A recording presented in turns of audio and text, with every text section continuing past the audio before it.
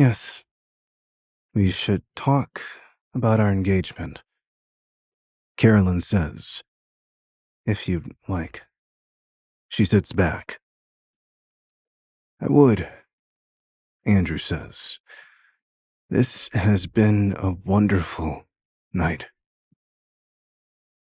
I try my best. Andrew twists the ring on his finger. I can't help but feel that we aren't right for each other. Carolyn's eyes widen. Whatever do you mean? Just that, well, you're an heiress. You have more money and power than I could ever dream of. I'm just some guy. I don't have nearly as much to offer. It's not about the money, Carolyn soothes. It's not because of the power either. These rings, show there's a deeper connection than anything I've ever seen before. I'm willing to try if you are. She covers her hands with her own. I'll give you whatever space you need, but this is really something special. I can feel it. Andrew nods. I think I need to think about this. All the magic stuff, this ring, it's a lot for me to take in. Carolyn nods. I'll see you soon then. Hugh can show you out. Andrew walks to the front door of his house. His phone rings. An unfamiliar number is contacting him. Hello? Andrew, where the hell are you? Flynn? No way, I'm not giving him anything. Keep dreaming, Flint. I'm blocking this number. Don't call me again. God, what is his problem? If Flint really wants to find me, he can just ask Ginny and come straight to my neighborhood. Andrew frowns slightly as he walks in the door to his place. Since they're still looking for me, why was it Flint who called? Where's Jenny? Although he is confused and more than a little upset, Andrew tries to put things out of his mind. Right now, I have to focus on Carolyn and what I want with her. He moves to the kitchen, an idea forming in his head. He chuckles. This is silly, he thinks as he moves around, gathering ingredients for soup. But she cooked for me tonight, so the least I can do is return the favor. Besides, this is a family recipe. I can't see why she wouldn't like it. He smiles. I'll bring it to her in the morning. The man enters the Richardson Corporation. He walks straight to the front desk and takes off his sunglasses. Looking at the secretaries, he says blankly, I'm Chris Hayes, of the Hayes family. Yes, that Hayes family. I've already made an appointment with Chairman Richardson yesterday. The women are stunned silent. You all know who I am, right? Chris looks around at everyone. Yes? Okay. Let's get to work and call President Richardson now. Chop chop. The women nod, then rush to the phones in a quiet flurry of excitement. As the receptionists of a large corporation, they have a list of people they have to know. Chris is on that list. Like the Richardsons, the Lewises, and the Wilsons, the Hayes family is also part of the Big Six, the name reserved for New York's most powerful business corporations and their families. Due to this shared status, the Hayes family are very big supporters of Trent Wilson, as well as the entire Wilson family. Are you all okay? Did you not have your coffee this morning? Chris snaps his fingers. As the second eldest Hayes son, Chris has a tendency to over-exaggerate his importance. The girl closest to him jumps in fear and speaks into the phone. President Richardson, Chris Hayes of the Hayes family, says that he has an appointment with you. The receptionist is careful to emphasize his full name. Chris stands in front of the desk, drumming his hands on the top. Mr. Hayes, Miss Richardson says you can go up. Great. Chris walks straight to the elevator. Chris waits at the door. Come in? Carolyn says calmly. Chris pushes the door open and enters the room. It closes behind him. Carolyn does not stop writing to look at Chris, nor put down the pen in her hand. She only says, sit. Seeing her dismissive attitude, Chris sneers. Carolyn Richardson, you are one bold woman. Calling me by my first name? Now that's bold.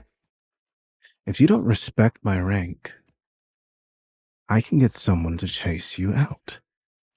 Carolyn regards Chris coldly. After all, she is the esteemed Carolyn Richardson, the head of the Richardson family. Arguably, the richest one out of the 6 major families. That level of status is not something Chris can easily compare to. Chris's expression immediately darkens. Oh, I'm sorry. He grits his teeth.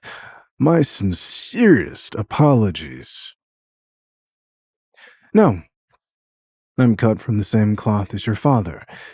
You have to do better than that. With all due respect, you're not much older than I am. I think it's perfectly reasonable to expect us to work together as peers. Carolyn refuses to budge. Hugh, send the guest out. Carolyn instructs, motioning to her bodyguard. Hugh comes to the door, cracking his knuckles. Chris goes pale. Fine. He turns to Carolyn. Miss Richardson, I apologize. She waves Hugh away. Sit. She puts down her pen and looks up at Chris. Chris takes a deep breath and swallows the humiliation in his chest as he sits opposite Carolyn. The door closes behind Hugh. Lock it, please, says Carolyn. This is a private conversation. Hugh closes the door. Speak. She looks down her nose at Chris. Chris stared at her. Carolyn, don't you think that you're letting Trent down? If I hadn't returned in time, would you have married that nobody already? I mean, I just landed in New York yesterday, and it's already all over the tabloids. I assumed it was fake at first, but now I'm not so sure. If you marry some rando off the street, then Trent's reputation will be ruined. Not to mention he'll be furious with you. And, as you know, that won't reflect well on us. Carolyn stares at Chris. Are you sure about that? You must be mistaken. I am in no way as closely tied to the Wilson family as you are.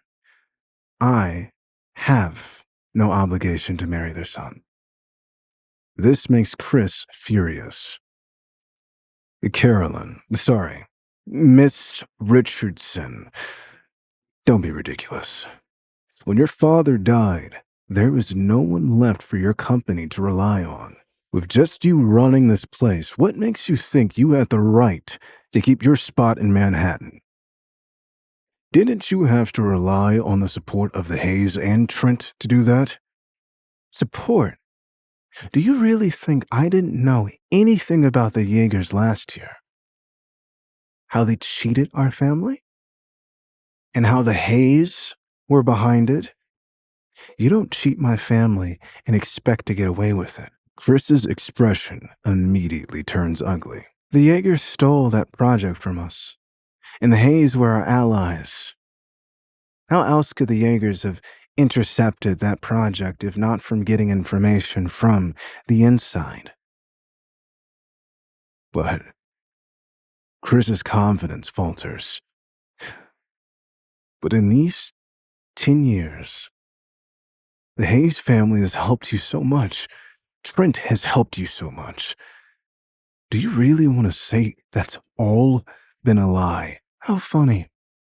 The corners of Carolyn's lips curl up into a cold smile. What exactly has the Hayes family helped me with?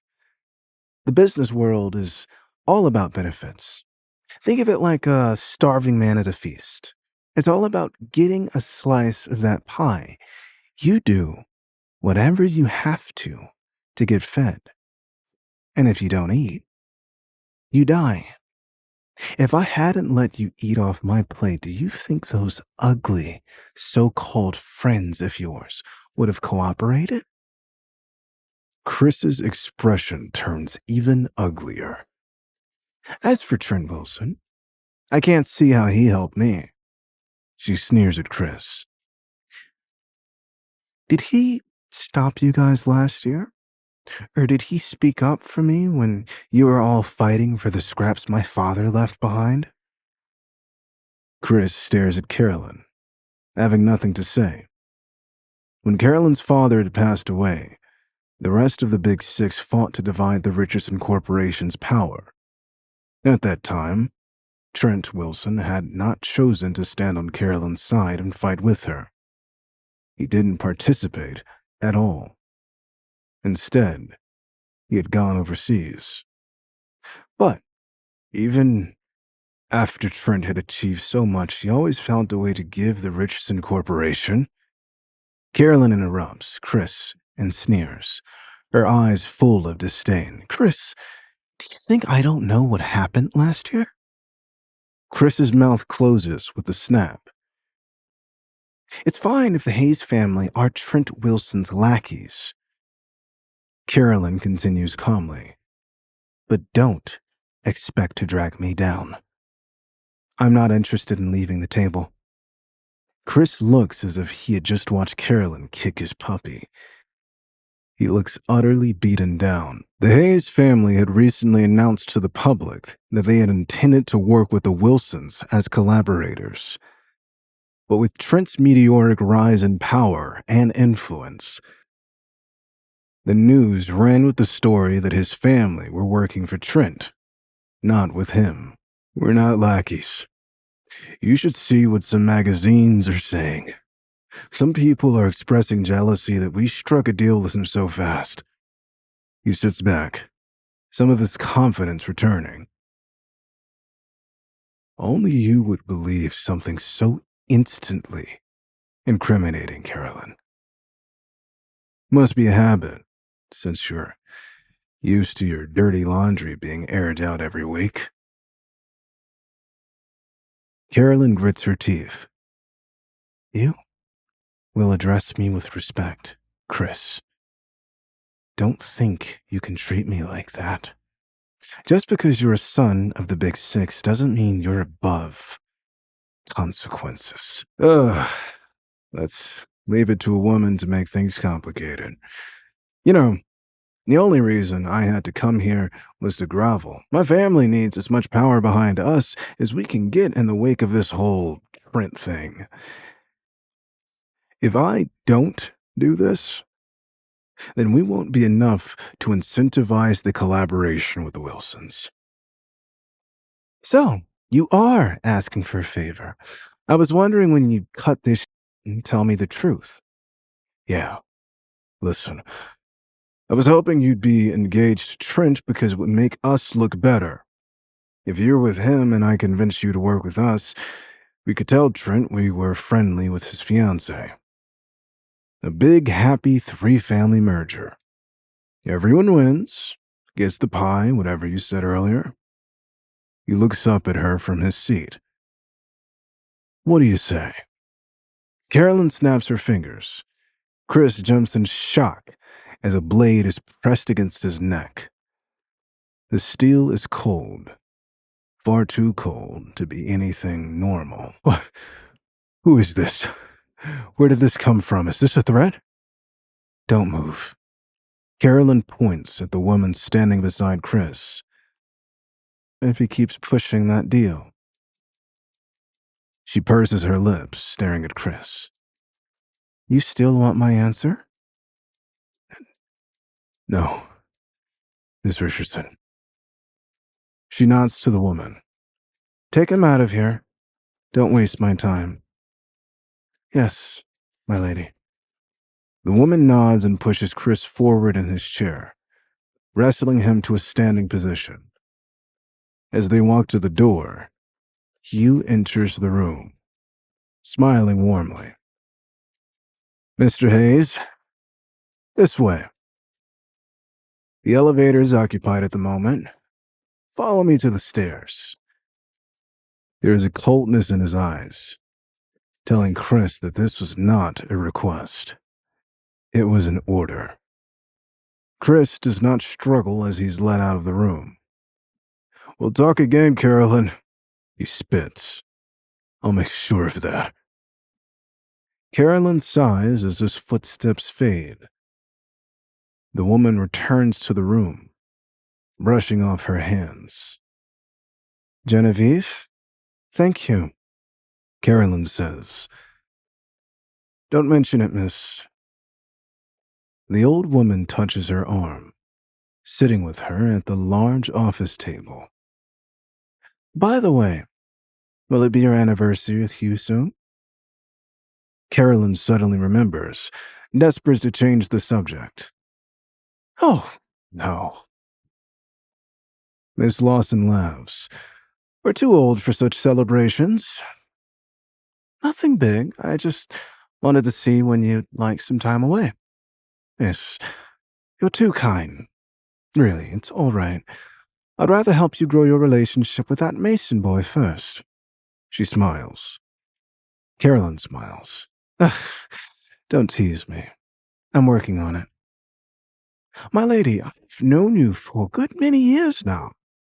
You said it yourself when your father passed. We're as close as family. Me and Hugh both. She looks at Carolyn warmly. Let your godparents do something good for you, yes? As long as you like him, we'll be there to help. In whatever way you need. She winks, patting the silver pistol at her side. Thank you. Carolyn leans back. I have a feeling that might need to come in handy, the way things are going. Well, you just say the word. I'll be ready. As he walks down the stairs, Chris Hayes feels rage bubble in his chest. His anger rises with each and every step. He speaks to no one in particular, ignoring the heads that turn as he passes through the building. What kind of person denies my family like this? We're trying to make amends. We'll get the Jaegers on our side, and then she'll really see our mistakes. He perks up, an idea working its way through his head. Chris pulls out his cell phone and dials a number. His voice echoes through the corridor. I want to find out exactly who the hell Carolyn Richardson's fiancé is. Once I find him, I'm going to kill him. He hangs up, smirking. Carolyn Richardson, you asked for this. From what Chris could see, the other 6 families had no idea who Carolyn's fiancé was. She is yet to announce their identity to the world, so the idea is, quite frankly, genius. Why not kill him, whoever he is? If the public doesn't know about it, then it doesn't exist. He mutters his dad's favorite saying under his breath as he leaves the building. His mind begins to race, thinking about the best way he could pull this off. I've got to be discreet, that's for sure. I know some guys, though. Real skilled people. This could all play out like one big accident. Chris walks out of the Richardson Corporation building with his head held high, unlocking his car with a chirp. In the shadows, away from the prying eyes of the public, Hugh Lawson peers around the corner. He speaks into a phone. I've got eyes on him. It's a go. After finishing cooking the hangover soup, Andrew Mason rushes straight to the Richardson Corporation. As he's about to reach the building, he pulls out his phone, planning to call Carolyn. I can't be seen meeting her like this, not in broad daylight. He looks down at his tattered jeans and oversized sweater. Let me see if I can just deliver it to her. A shrill car horn explodes behind him. Andrew ducks to the side. Rushing out of the way as the car barrels out of the parking lot. The window of the rolls down, and Chris Hayes leans out. Are you stupid or something? You're standing right in the middle of the exit. He curses. God, first the thing with Carolyn, and now I have to deal with idiots who don't know how the road works. What about Carolyn? Sorry, Andrew says. Chris continues to yell, gesticulating wildly. Andrew's face falls. Hey man, I already said I was wrong to block the exit. What else do you want from me? Chris laughs angrily. You really want to talk back to me? You have no idea who I am, do you? Andrew shifts from side to side, uncomfortable. No. I can't say that I do. I just want to go inside. This guy's acting crazy. I didn't expect things to get so out of hand so fast. Just then, the security guard at the security booth rushes out, running over to Chris. Sir, I'm sorry. This is the parking lot of the Richardson Corporation. We have a reputation to uphold here. Please don't cause trouble. We don't want anything to, well, to reflect badly on us. Tell me how I can help you. The guard's face is pale and shines with cold sweat. He turns to Andrew. And you, sir, are you all right? My manager sent me out here when we noticed the commotion. Is there anything I can help you find? Chris looks hard at the security guard. You've got to be kidding me. You really stopped me? Here? He flings open the door. I'll make you pay for that. You don't know who I am? Believe me, you'll know after this. He grabs at the guard, aiming for his throat. Wait! Andrew steps in, getting between the two men. This all started with me. Please, this doesn't have to be a big deal. Sir, I sincerely apologize, the guard says, looking at Chris with a horrified expression. I was only sent here because Miss Richardson asked us to take a closer look. Please, I meant no offense. Forgive me.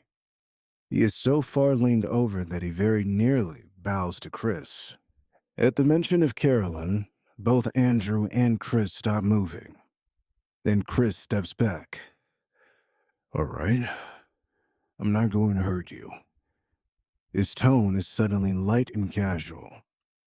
A little too casual. Andrew thinks, where did this switch up come from? We don't want to get the Richardsons involved now, do we? Chris slings his arm around the guard's shoulders, who jumps. Chris looks at Andrew. His eyes are so full of hatred. Andrew is unsettled. Jeez, he must not want to get into trouble, but that clearly doesn't make him any less upset with me. Chris stared hard at him, and a wide, fake smile spreads across his face. Let's all just forget this ever happened, yeah? He slaps the security guard on the back as if they're lifelong friends.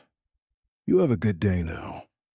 Still grinning, he climbs back into the only thing betraying his anger is the way he stomps on the gas pedal, roaring out of the parking lot and turning into the street so fast there are tire marks left behind. Turning to Andrew, the guard frowns. This is a parking lot. Delivery men should go over there and wait. He shakes his head. Idiot. You almost got me killed. Delivery men? Andrew is confused. Then, oh, the lunchbox. Right, yeah, that makes sense. The guard walks back to his booth, muttering under his breath. Andrew steps to the side, clearly turning towards the lot for deliveries this time, and calls Carolyn. The call goes through. What is it? Her voice comes from the other end. Andrew glances at the lunchbox in his hand. I've prepared a hangover soup for you. I'm downstairs. How can I get it to you? Downstairs? Outside, technically. I'm at your office building. She lowers her voice to a whisper. Andrew, you can't just show up here. You have to be careful. Someone could see you. Andrew chuckles. I don't think anyone will care if I'm here. Your security thought I was a lost delivery man. Seriously? Yeah, you should have seen the whole thing. It would have been funny if it weren't quite so intimidating. It is Carolyn's turn to laugh. I'm sure it was. And hey, you don't have to worry about delivering me anything. I'm going out today, so I can pick it up from you before I leave. Are you sure? I don't know if it would be a good idea for us to be seen together. You really think so? Why is that? I don't know. If it's good to be hanging around someone not in your, your social groups, especially since people are speculating so much. I've read a lot of articles. And I think you should stop worrying so much. If it makes you that anxious, though, I'll send Hugh down to get it for me. Sure. Andrew pauses, thinking. Did you call those guards down? What call? The guard that stopped that man. You said you would send them down here. No, I never called him. I assumed he stopped you on his own. Is that a problem? No, just strange. That's all. Andrew changes the subject. I'll wait here for Hugh. Carolyn doesn't press any further. Okay. Andrew hangs up the phone, walking around for the main entrance of the building. After a few minutes, a group of delivery men and paparazzi begin to gather together in a group. Are they waiting for something? Probably Carolyn. She said she'd be going out. I didn't think it would be so soon, though. But this is good. Then I can get out of here. The group emerges from the building. The cameras flash and click wildly. Carolyn is dressed in a form-fitting red dress, her hair carefully curled and arranged in an updo. Two people dressed in white flank her on either side. The one nearest to the cameras holds an umbrella up, both protecting Carolyn from the rain and giving her some privacy. Miss Richardson, over here, the paparazzi yells. Two men rush up with a clipboard and a pen. Miss Richardson, time for these packages? Passers-by begin to stop and stare, drawn in by the commotion. The other person in white frowns, calling to the crowd. Miss Richardson has to leave for a business meeting. She'll be gone most of the day, but we can talk about things in the evening. She turns to Carolyn. Miss Richardson, the car is pulling around now. Just wait a moment. It's okay. Carolyn waves her hand. Seeing this scene, Andrew is left staring in awe. She doesn't have to do anything, but she's clearly the most beautiful person in the whole city. He smiles bitterly. I'm nothing compared to these people. She deserves someone who can really keep up with this kind of lifestyle, the way Jenny wanted me to. What am I still doing here? He turns to go, but then Carolyn sweeps by the edge of the ring of reporters. Andrew's heart skips a beat. Is she going to say something? Do anything? Some kind of signal only for the two of us? But Carolyn keeps walking, not even looking over to acknowledge Andrew. He sighs. Right. Maybe I got my hopes up when we had dinner together last night. I should have known it wouldn't last. Hell, isn't this what I wanted? Didn't I ask to get out of this? The voices of the reporters fill Andrew's ears as he walks away. Everyone said that Carolyn would be gorgeous, but now, damn, she really lives up to her reputation. I think she looks better in photos, if you ask me. Every person marries her is one lucky. I'm in no mood to hear this stuff. I just want to go home. His phone vibrates. An unknown number. Carolyn? Mr. Mason, please go to the corner nearest your location and bring me what you want to give to Miss Richardson. Hugh? What else was I expecting? Carrying the soup, Andrew walks to the nearest corner. Sorry to trouble you, Hugh. This is some soup for Carolyn. No trouble at all. Thanks. Hugh turns to leave. By the way, sorry. Did you make the call about what happened in the parking lot just now? Carolyn says it wasn't her, but the guard said he was called over by someone. It was me. The miss let me follow Mr. Hayes out. Ah, Andrew nods. Thank you. Again, sorry for the trouble. Andrew feels a pang shoot through him. I had hoped it was Caroline. Maybe that she'd seen I was in danger and could use a hand.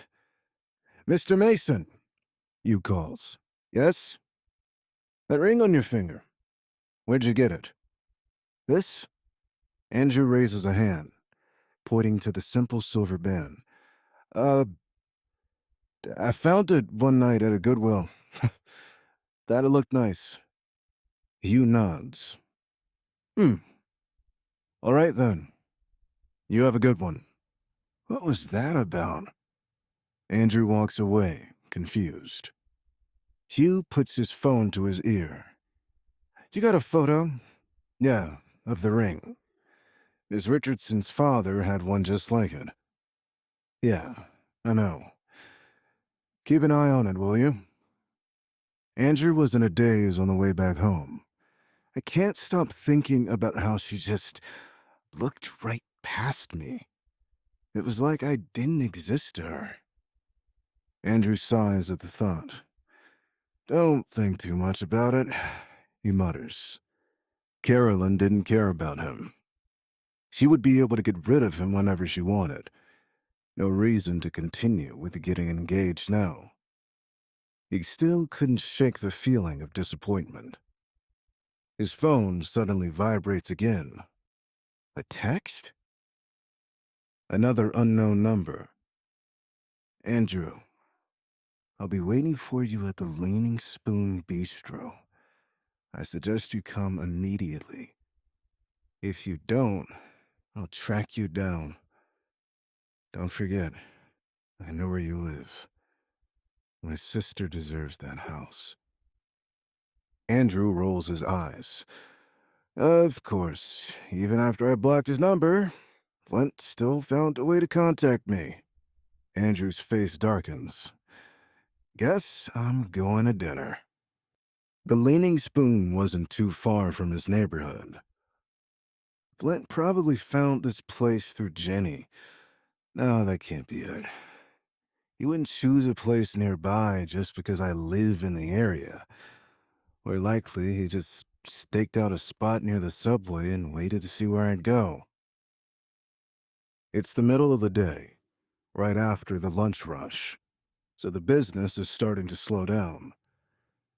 Scanning the rows of empty tables and booths, Andrew's eyes soon land on Flint and Sarah Cooper.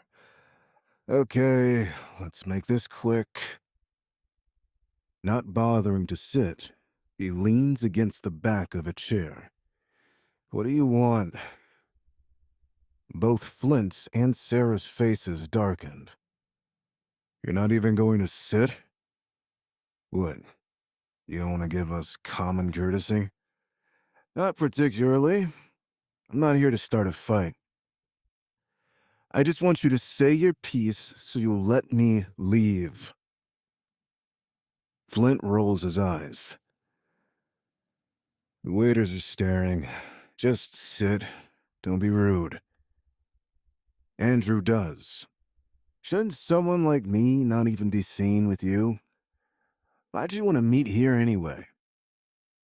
Ignoring him, Flint changes topics. Oh, cut to the chase. I want my money back. What money? Don't play dumb. The $10,000 my sister transferred to you. So, this is about Jenny. Andrew moves as if to stand.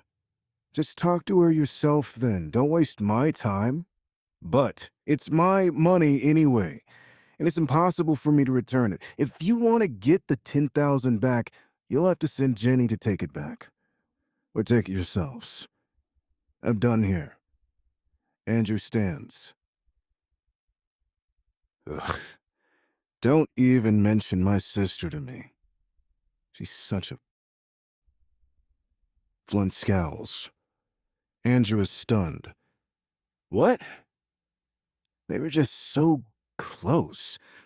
I just spoke to them. It seemed like the whole family was attached at the hip. What is going on? His shock doubles as Sarah agrees. That ungrateful brat, she says, a resentful expression in her face. Wait, sorry, did I hear that right? Andrew sits back down. Jenny's devoted herself to having your favor. She does everything to make you and the rest of your family happy. Why scold her when she's on your side? Unless you're targeting me as a last resort. He laughs incredulously. Are you really that shameless that you'd hound your own family for money like that? What sheer nonsense are you talking about? Shara shouts. You shouldn't be talking if you don't know the situation. Just hurry up and return the money. Only if you have evidence. Do either one of you have a banknote, transfer records, any proof that the money is yours? What? Sarah splutters. That is completely irrelevant. Just return the money. Yeah, don't be a... Flint says. I know you've got some tricks up your sleeve. You've got $1 million in your account. I shouldn't even make a dent in it for you. Return the money, and we'll leave you alone. Okay, I don't know what either of you are going on about, but this is getting ridiculous. Quite frankly, it feels like you're just embarrassing yourselves at this point, trying to get back at me. I can't be bothered. Andrew stands, walking out of the restaurant. The bell above the door jingles. Andrew barely makes it a few steps away before he hears a voice from behind him. Running away so fast? Why are you in such a hurry? What? Andrew turns around. Jenny stands in front of him. She waves to her mom and brother through the front window of the restaurant. Jenny? What are you doing here? None of your business. She looks different. Her hair is styled carefully, and her outfit looks like it had been pulled straight from a magazine cover. Must be an effort to rebrand as someone more high class, Andrew thinks. Yeah, I'm not buying that you just happen to be here. You're all clearly organizing something, so what is it you want to do? Andrew looks up at her. I'm not surprised that she would show up here.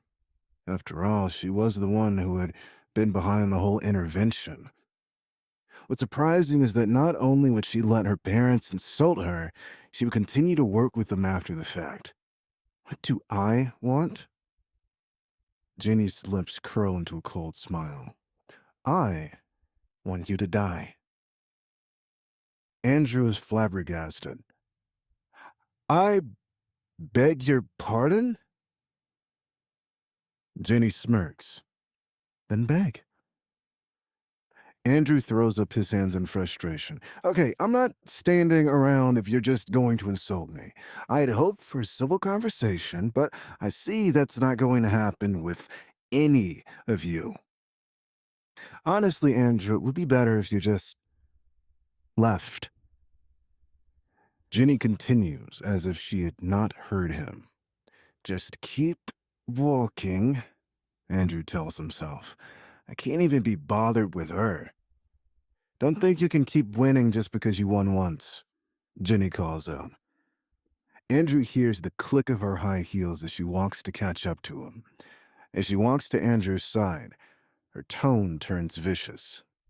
Andrew, let me tell you something. No matter how powerful your supporters are, I can still get you this time. And I will get you. Don't think I won't. Supporters? What supporters? You mean my parents? Don't tell me you're still harping on the whole Andrew was raised poor thing. This is getting old. Andrew snaps. You want to hurt me? Get better insults. What other supporters do I have? Wait. Andrew's heart skips a beat, and his eyes flash with fear. Could Jenny be referring to Carolyn? You don't have to pretend, Jenny sneers in disdain. Everyone else thinks you're kidding or making up the whole engagement thing for attention, but I know better. Somehow, you've scored that. And you're using her to make my life hell. Don't deny it. I know you are, Andrew. Do you think you can hide it from me? Let me tell you, no matter how powerful the person behind you is, she isn't stronger than the Yeager family. Just you wait. I'll serve you up double the humiliation you've given me. She's really gone off the deep end. Does she have nothing else better to do? Andrew, well, he almost felt bad for her. This was getting kind of sad.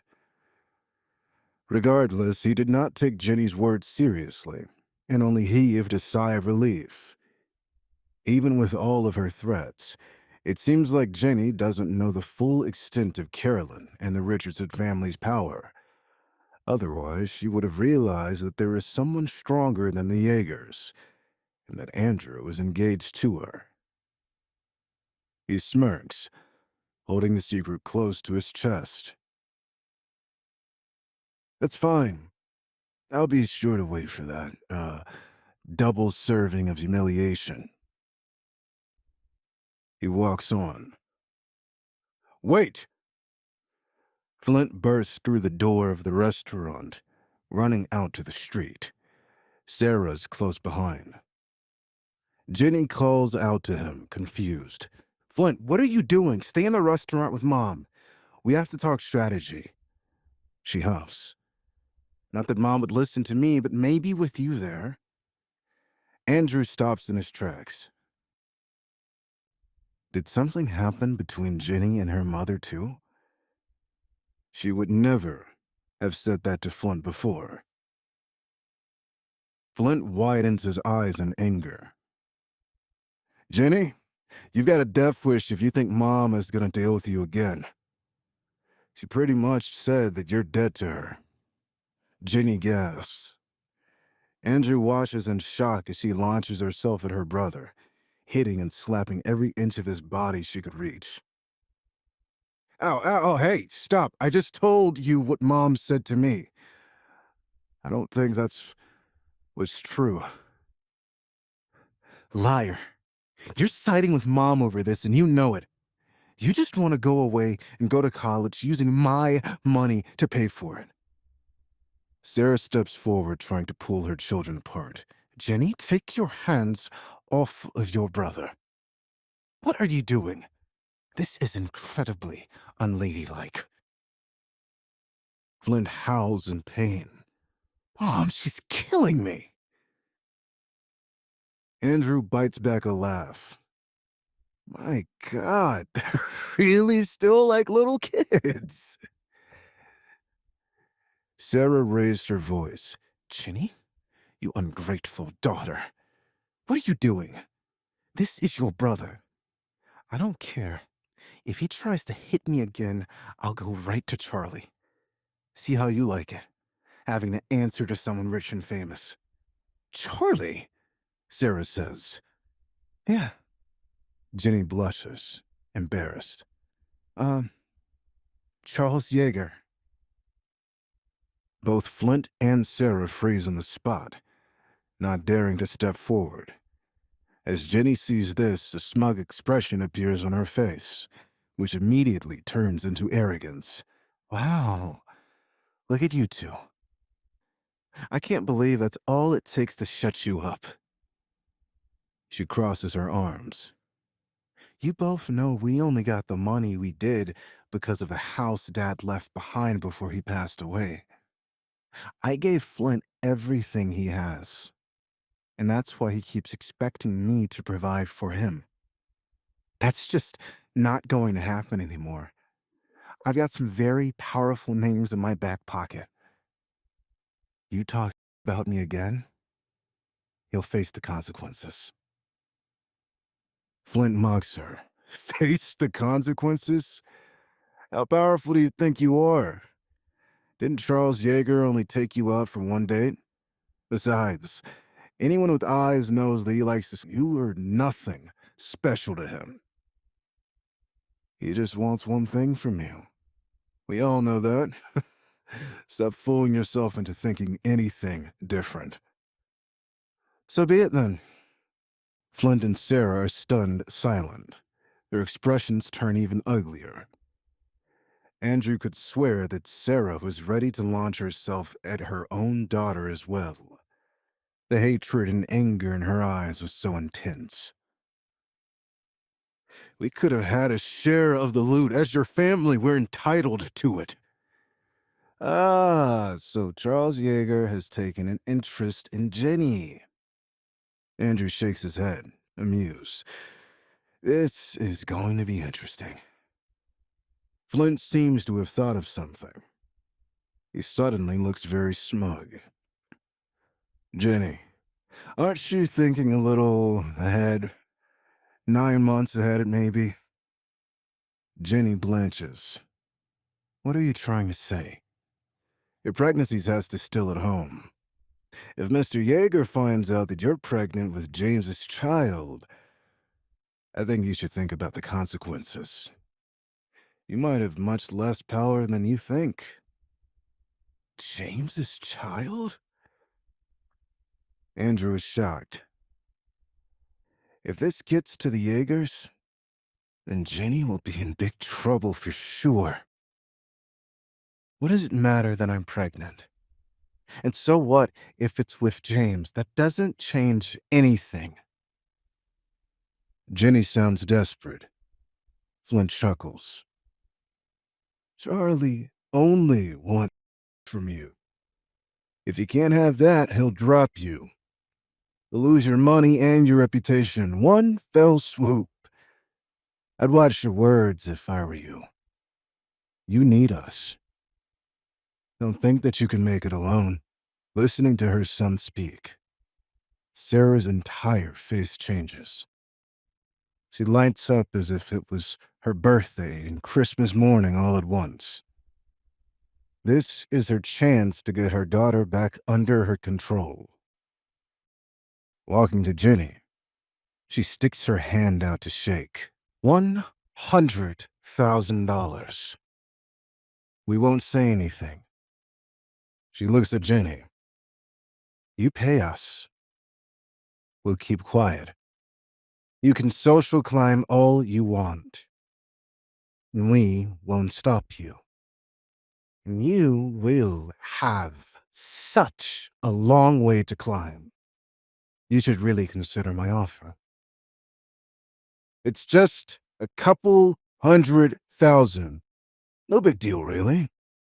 You can get it from your side guy or your baby daddy, whichever you prefer. Flint says while Sarah turns back to Jenny. Andrew won't cooperate, so we are forced to come to you, Sarah says. She leans over to Flint. This should up the pressure, she whispers. We have her just where we want her.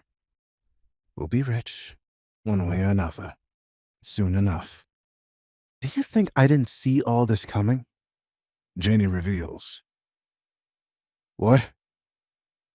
Flint and Sarah look at her, stunned.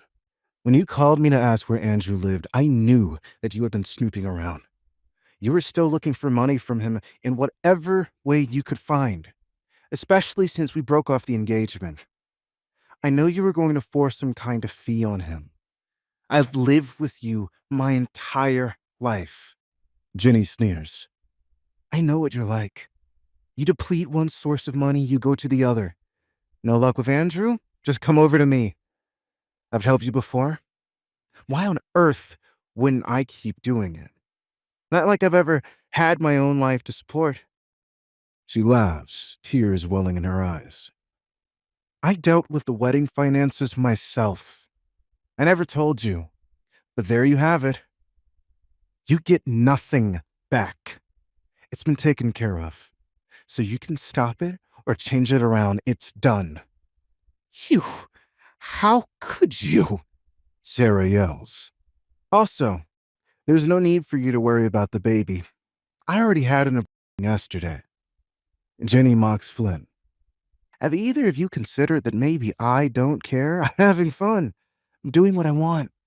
I'm trying to figure out how to move on after you both canceled my engagement and decided who is and isn't good for me.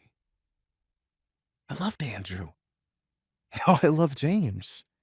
We're not trying to get married anytime soon, so who really cares what I do? Quinn was right. I do too much for both of you. I'm done. Sarah and Flint stand in the middle of the street, frozen. And Jenny walks past Andrew, who is equally in shock. She pauses for a moment and whispers into his ear. We'll settle our scores on our own time. Trust me on this. You and I are far from over. I'm going to get my revenge, and I'm going to use the Jaegers to help me. If Charles wants to kill you, it'll be slow and painful. Andrew miraculously does not panic. He straightens up and meets Jenny's gaze. The Jaegers can crush me however they want. But let me remind you of something. Charles and James aren't going to support you like I did. They might have money, sure, but they won't love you. Not the way I did. I know James is always looking after the next young model, and from what I just heard, your Charlie is no better. I loved you. They can't give you that. Jenny's face is ashen. It is as if Andrew had stabbed her in the heart. It looks as if she is going to cry. But she composes herself. So what? Her face is steely. Love doesn't matter. I'd rather be with someone who wants me the way they're supposed to. I told you that's because I didn't. Yeah. You didn't want any accidents. You couldn't afford a kid. I remember the excuses, Andrew. It doesn't make me feel any better now than it did then. I'm glad we aren't together anymore. I used to be sad about it, you know? I thought James was nice, but I wanted to get back together with you. You did? Yeah. Not anymore. You're a stick in the mud. You didn't want to go anywhere. You didn't want to do anything. It all cost too much money for you. I offered to pay. I didn't want you to, but I could have. Jenny snaps. We could have made it work if I changed myself. If I set myself up for a life that I didn't want. Andrew explodes. He's had enough. Jenny, I'm happier without you too. I know you're hell-bent on getting me back for whatever it is I did to you. Do your worst. I don't care. I'm figuring out my own life. You can keep yours far away from me. The silence that follows is deafening. Jenny looks utterly defeated. Any feelings of superiority that she felt from crushing her mother and Flint disappeared without a trace. All that was left was anger. How could you? She says, her voice shaking. My God, I'll never get away from you, will I? She looks furious. Her hand comes up, raised to slap Andrew. But Andrew is faster and stronger. He grabs her hand at the wrist. What's wrong? Can't hit your lousy ex-boyfriend. Other man must not have given you any muscle then. Huh. Let go. Jenny grits her teeth and struggles in his grip, trying to pull her hand away. Andrew releases her hand suddenly. Jenny's mouth opens in shock as she falls, stumbling a few steps back and falling hard on the sidewalk. Flint is the first to rush over to her. He hauls her to her feet, throwing Andrew a dirty look. Sarah is silent. She just brushes off Jenny's arms and shakes her head. You're done for, Andrew. You'll reap what you sow one day.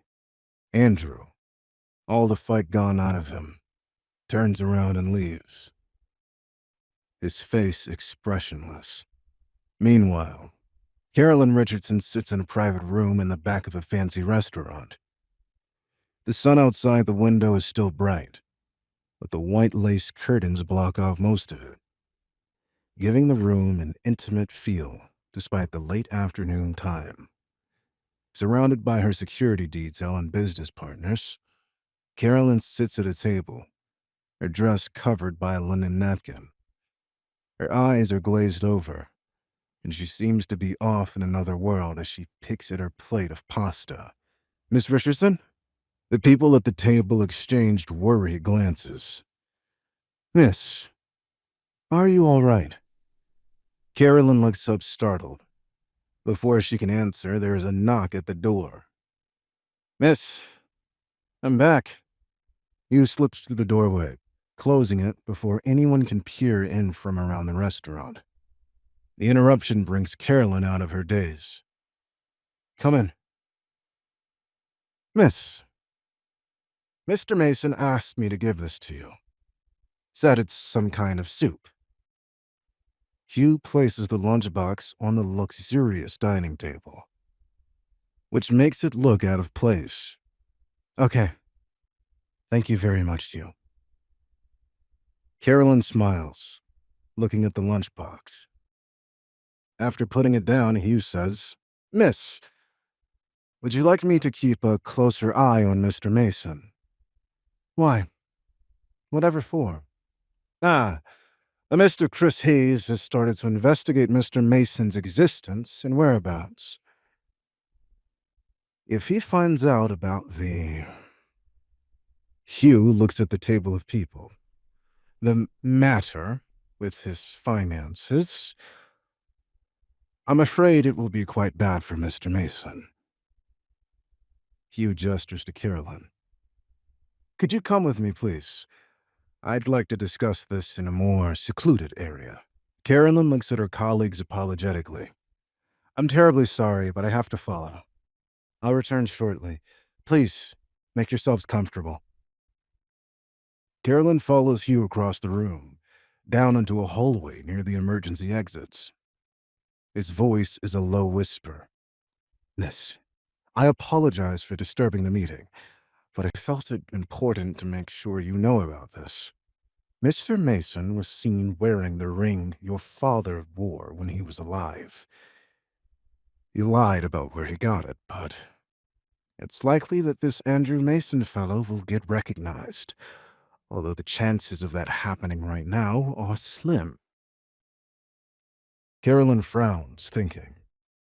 After a while, she shakes her head. There's no need for that for now. Based on my understanding of the Hayes, they probably won't waste their energy in keeping tabs on Andrew. If you start to offer him security, you do the opposite of what we want. You risk exposing his identity. If people know he's worth watching, it might put Andrew in more danger. She sighs, turning away.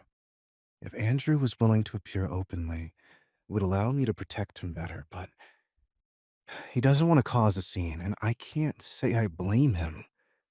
If I could remain anonymous in life, I would. As it were, however, this puts me in a bit of a dilemma. However, she hesitates for a moment and says, You should follow Andrew in secret. You don't have to report back everything, just see if there is any danger.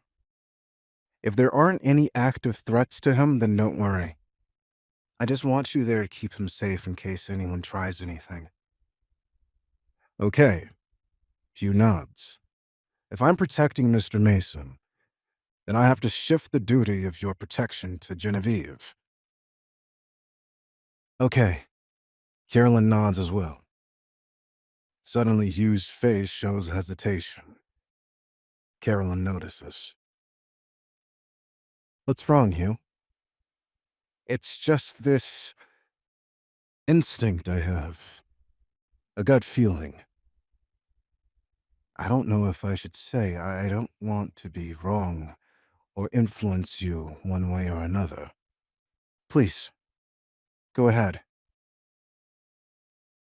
It's about Mr. Mason. Hugh continues. But the restaurant chatter drowns out his words. After leaving the Leaning Spoon, Andrew returns to his place. He flops on the bed, oof, and rolls onto his back, staring at the ceiling and trying to empty his mind. So much had happened in such little time. Regardless of what Jenny said to him, her words didn't have much of an effect. I know I can't compete with James or any of the other Lewises, let alone the Yeagers. Rather than wallow in self-pity, Andrew felt the same desire to prove himself. After being hit at the intersection, Andrew had changed. Even if I have nothing, even if I can never defeat them, I'll still do my best to show them who I am. He lets his thoughts drift back to Carolyn and her indifferent gaze from the morning. I could ask her for help, but why bother? If she didn't look at me then, what reason would she have to see me now? Please subscribe to the Pocket FM YouTube channel and press the bell icon for instant notification. Check out our channel for more such exciting shows.